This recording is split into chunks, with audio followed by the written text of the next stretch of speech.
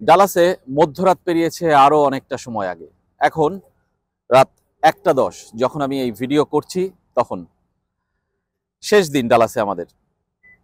ডালাসের শেষ দিনটা এতটা কর্মব্যস্তময় ছিল যে আসলে বলে বোঝানো যাবে না। সময়ের সাথে পাল্লা দিতে হয়েছে। বাংলাদেশের সাথে 11 ঘন্টার ডিফারেন্স আমরা আগেই বলেছি।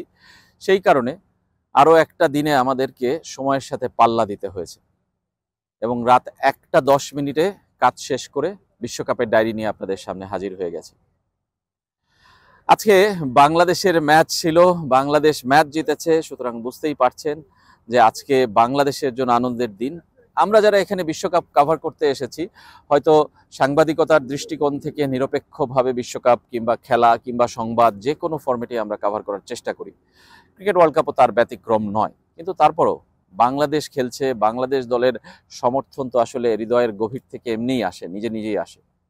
তাই বাংলাদেশ দল যখন জেতে তখন আমাদের কাজ যেমন বেড়ে যায়, জিতলে আসলে আনন্দের খবর বাংলাদেশের মানুষকে পৌঁছে দেওয়ার চেষ্টা করতে হয়, ঠিক একইভাবে সেই কাজটা করতে গেলে তৃপ্তিও লাগে। আজকে সারাদিনের ঘটনা বলি। আমরা যেখানেই গিয়েছি, যেখানেই দোকান থেকে খেতে, রেস্টুরেন্ট কিংবা সুপার শপ, সব জায়গায় আমরা বাংলাদেশিদের একটা উপস্থিতি টের পেয়েছি। বিভিন্ন প্রান্ত থেকে, বিশ্বের বিভিন্ন প্রান্তই বলতে হবে। ইংল্যান্ড থেকে এসেছে আমরা দেখেছি, যুক্তরাষ্ট্রের বিভিন্ন স্টেট থেকে তো কতজনকে দেখেছি। 4 ঘন্টা ড্রাইভ করে এসেছে, 250 মাইল ড্রাইভ করে এসেছে, 2 ঘন্টার ফ্লাইট দিয়ে এসেছে, পাশের সিটি থেকে এসেছে, টেক্সাসের হিউস্টন থেকে এসেছে, ডালাস থেকে তো এসেছেই, ইংল্যান্ড থেকেও দেখেছি বলেছি, ইউরোপ থেকে দেখেছি বলেছি, বাংলাদেশ থেকে দেখেছি বলেছি। সুতরাং এই এত মানুষ যখন এই ডালাসে আসে, তাদের প্রার্থনা, তাদের প্রত্যাশা বৃথা যেতে পারে না, সেটা আরও একবার প্রমাণ হয়েছে আজকে। এবং বাংলাদেশ দল জিতেছে। কয়েকটা ঘটনার কথা বলতে যাচ্ছিলাম। আমার আজকে একটা বাল্যকালের বন্ধুর সাথে দেখা হয়ে গেছে, মুক্তাদির ওয়ালিডল। সেই স্কুলে থাকতে পড়তো, সে যে ডালাসে থাকে আমি ভুলেই গিয়েছিলাম। জানতাম যে আমেরিকায় থাকে, হয়তোবা এটাও জানতাম ডালাসেই থাকে, কিন্তু এই গত কয়েক বছরের মধ্যে আসলে মনেই পড়ছিল না। আজকে আমি যখন ম্যাচ শুরুর আগে লাইভ করছিলাম তখন সে হঠাৎ করে কোথার থেকে এসে জড়িয়ে ধরলো।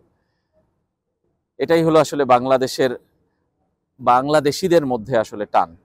পৃথিবীর যে প্রান্তেই তারা থাকুক, প্রিয়জনকে দেখলে, প্রিয় মানুষকে দেখলে তারা আসলে আনন্দে আত্মহারা হয়। এবং বিদেশে আসলে এটা আসলে আমি আরও বেশি টের পেয়েছি সবসময়। কাতার ওয়ার্ল্ড কাপের সময় টের পেয়েছি এবং এবার টের পেলাম। বিশ্বের যে প্রান্তেই বাংলাদেশিরা থাকে তারা বাংলাদেশিদেরকে দেখলে আসলে বাড়তি এক ধরনের আনন্দে মেতে ওঠে। কাতার ওয়ার্ল্ড কাপের কথা আসছিল। আজকে বাংলাদেশের ম্যাচ শেষে যখন দর্শকদের প্রতিক্রিয়া নিচ্ছিলাম, সরাসরি সম্প্রচারে ছিলাম আমরা ফেসবুক লাইভে, তখন আমার মনের মধ্যে কেন জানি সেই কাতার কাতার একটা ফিলিংস আসছিল। কাতার ওয়ার্ল্ড কাপের পর মধ্যরাত পেরিয়ে তারপরেও আমরা সারা রাত ধরে লাইভ করেছি দোহায় কিংবা অন্যান্য শহরগুলোতে। সেইখানকার যে ফিলিংসটা, আজকে আমার সেই ফিলিংসটা হয়েছে। এবং সেটা অন্যবার কি হয়, আর্জেন্টিনাকে নিয়ে, ব্রাজিলকে নিয়ে, পর্তুগালকে নিয়ে আমাদের লাইভ করতে হয়, কিন্তু আজকে বাংলাদেশের জয়ে, বাংলাদেশের পারফরমেন্স নিয়ে আমরা লাইভ করেছি। এরকম ঘটনা আমার জীবনে আরও একবার হয়েছিল 2017 সালে চ্যাম্পিয়ন্স ট্রফির সময়। ইংল্যান্ডে গিয়েছিলাম চ্যাম্পিয়ন্স ট্রফিতে, নিউজিল্যান্ডের বিপক্ষে বাংলাদেশের সেই জয় নিশ্চয়ই আপনাদের মনে আছে। সাকিব মাহমুদুল্লাহর সেই অসাধারণ জুটি। আজকে আবারও সেই মাহমুদুল্লাহ বাংলাদেশকে জিতিয়েছেন, অন্তত শেষের ছোট্ট একটা ইনিংস খেলে। বাংলাদেশের জয়ের নায়ক মাহমুদুল্লাহ। এই আনন্দ, এই তৃপ্তি নিয়েই আমরা ডালাস ছেড়ে যাচ্ছি। দেখা হবে নিউ ইয়র্কে। Good bye Dallas. অনেক স্মৃতি দিয়েছে, অনেক ভালো মেমোরিজ দিয়েছে, যেগুলো আমাদের অনেক অনেক দিন মনে থাকবে। Thank you.